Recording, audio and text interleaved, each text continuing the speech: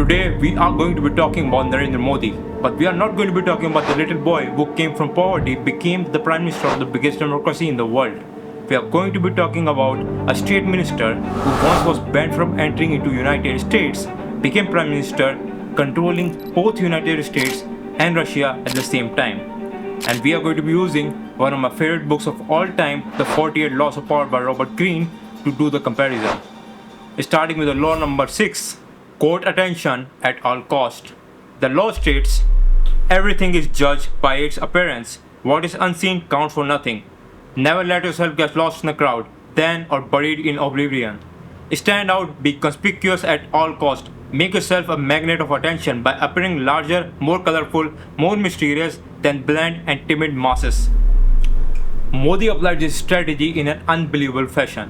When he was banned to enter into United States for more than a decade, once he became the Prime Minister, he went to sold-out Madison Square Garden, filled by his fans, and he was none less than a celebrity, more like a king.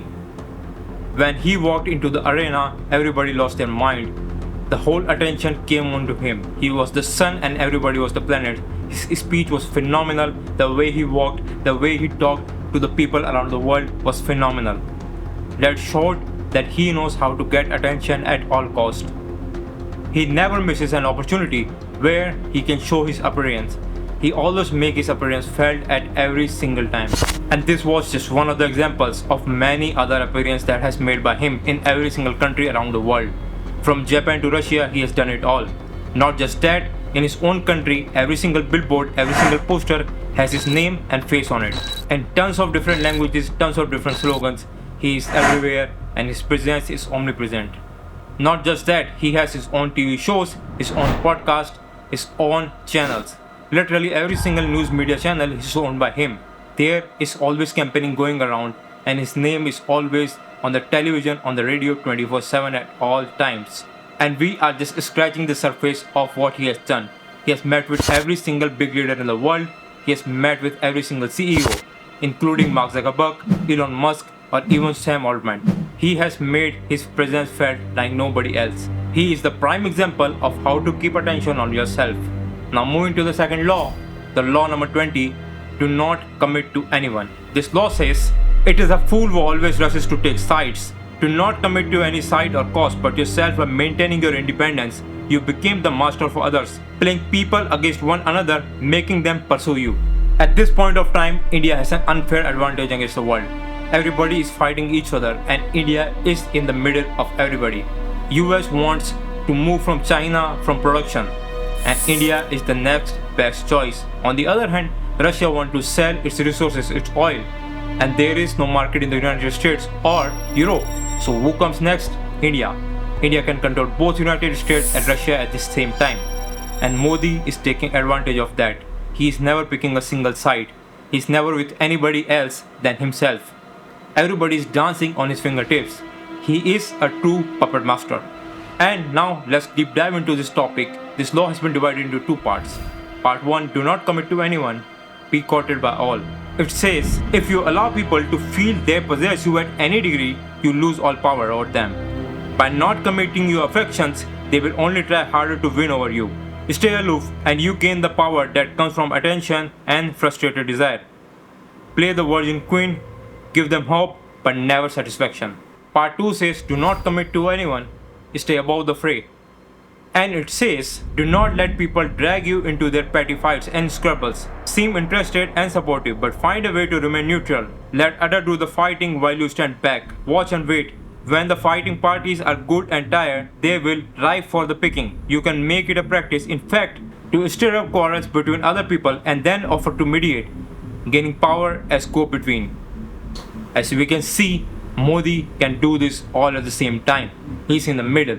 Both Russia and United States wants him. Let me give you a couple of more examples of what he has done.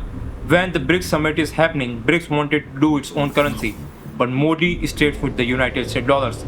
That way Russia and China lost the upper hand in gaining the BRICS currency. And that's funny because everybody wanted India to take sides with Europe and United States when the Russia was fighting with Ukraine in the beginning. But India didn't. India didn't put any restriction to Russian products. This way Modi controlled both the Russia China, and United States. Both are on his fingertips. As you can see, Modi has perfected both parts of this law. Let's move to the third law that we are going to be discussing right now. Law number 15. Crush your enemies completely. This law says all great leaders since Moses have known that a feared enemy must be crushed completely. If one ember is left alit, no matter how dimly it smolders, a fire will eventually break out. More is lost through stopping halfway than through total annihilation. The enemy will recover, will seek revenge, crush him not only in body but in spirit. In current times, no other leader in the world than Modi has perfected this law. Even after winning the elections, Modi never stopped. He kept on criticizing his opponent even after winning. He kept on stabbing. He kept on picking the mistakes, making fun of them, making fake news for them, making fake news just not for them, but even for their ancestors who had done a lot for the country. He kept criticizing the opponent till they became a meme in the country. They became a laughing stock. Everybody thought the opponents are dumb, they don't know any single thing. Modi made a scenario where he is the king and everybody is a donkey. He crushed opponents not in the elections but literally. He crushed opponents in the way that they cannot even stand anymore. He made sure to make the opponents such villains of the country that people look at them and spit on them. The environment that he has made that only him and his party and his leaders are the moral one. And every single person is actually evil and antichrist. To do this, he has a few weapons. Every single news channel he controls. He has the biggest IT department in the world. He makes a ton of memes and spread in the social media. He does a ton of fake news, fake history, fake everything to discourage his opponents. When he does fake news, there is no social media restriction on him or fake news tag. But when an opponent does it, there is an instant social media fake news tag. He always played game unfairly because he has the advantage and he took the advantage of the power and the position. He never stopped. He kept on promoting himself and discouraging others. He kept on going up and stepping on the weak opponents every single time. He kept on doing his propaganda no matter what. He never felt that he has won. He is always in the fight like he was in the beginning. He is a true warrior. Now we are going to be discussing one of the more interesting laws in the topic. Law number 7.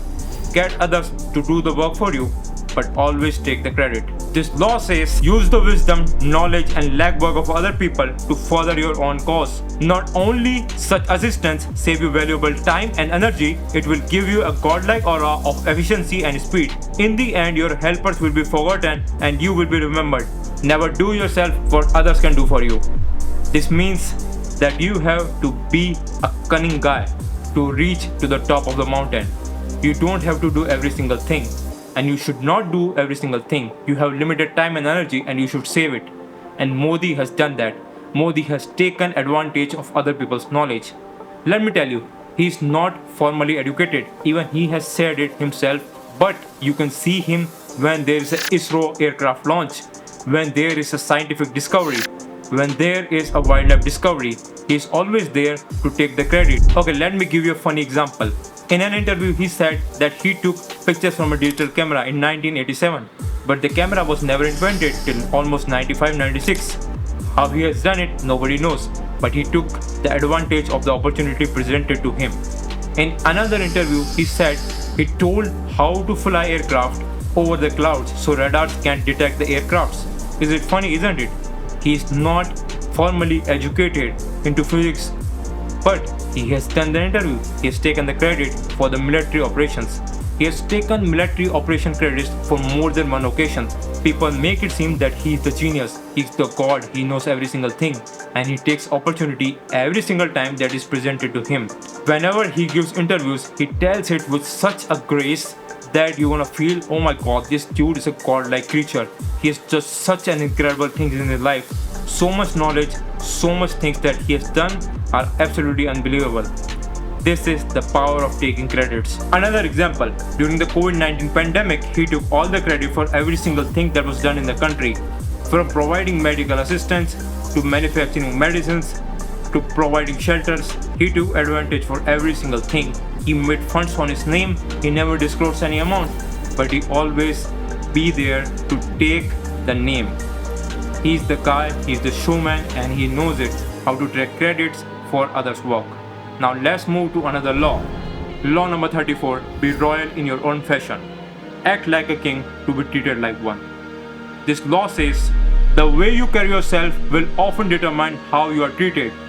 In the long run, appearing vulgar or common will make people disrespect you. For a king respects himself and inspires the same sentiment in others. By acting regally and confident in your powers, you make yourself seem destined to wear a crown. Modi, while looks like a humble guy, looks like a leader of the people, looks like an average Joe, he isn't from inside. He is a king and he knows it and he shows it every single time. Let me give you an example. Once he was giving a speech about how he doesn't care about the money. In that speech, he wore a $1 million suit. He came and left from a helicopter. It is an aura of a king that he carries and he shows it every single time. The way he dresses, the way he walks, his vehicles, his cars, his helicopter, best of the best planes in the world, the best bodyguards, the best security in the world always goes with him. Of course, he is the prime minister of the biggest democracy in the world and he shows it every single time. And people want their leader to look like a king every single time when he goes out or when he has a guest. He never shies from an opportunity where he can show the people that they have elected a king to represent themselves. From Madison Square Garden to Sydney Opera House to China to Russia to Middle East, he carries himself like a king. He goes out to sold out arenas filled with his fans. He wears the best of the best outfit. Whenever he goes, there is a full-on propaganda machine going on every single television channel about how their great leader is going to represent the country outside. There is literally a live program every single time he goes out to meet other leaders in the world. Not just that, whenever a leader comes to India, the roads are redone, the walls are redone, poor are moved aside from the road to show how perfect and incredible the India is. Arenas are made, stadiums are made. There is literally so many cultural elements shown live on TV. Even the menu of the guests are shown live on TV on what time they are going to be serving what specific dish. These are the events of the king and he never shies away to show the royalty in his way of living. Just not a king, he carries the aura of a god, and speaking of god, people treat him like one. There are literally temples in India where they pray his statue every single day. Like he is the incarnation of the Lord Vishnu from heaven. He has came to save the country, to prosper the country, to bring light to this country, to take this country from dark ages to the brightest of ages. He always carries his persona and he never shies away from the moment to show that he is the real king. So this is it for this video, but this is not it for this topic. If you want to learn more about these 48 laws, I would like you to grab a copy for yourself. You can learn a lot. How to not be manipulated by the people, how to not give in the power. You need to gain a little bit of power. You need to learn how to manipulate people to not be manipulated by the people. So I will encourage you to go and read this book. Robert Greene is a fantastic author, one of the very best in the world. And it would mean a lot for me if you are going to be getting a little bit of power for yourself. And if you want me to cover more laws on this topic or on Modi, I would be gladly like to do, because these are only 5 laws that we have covered.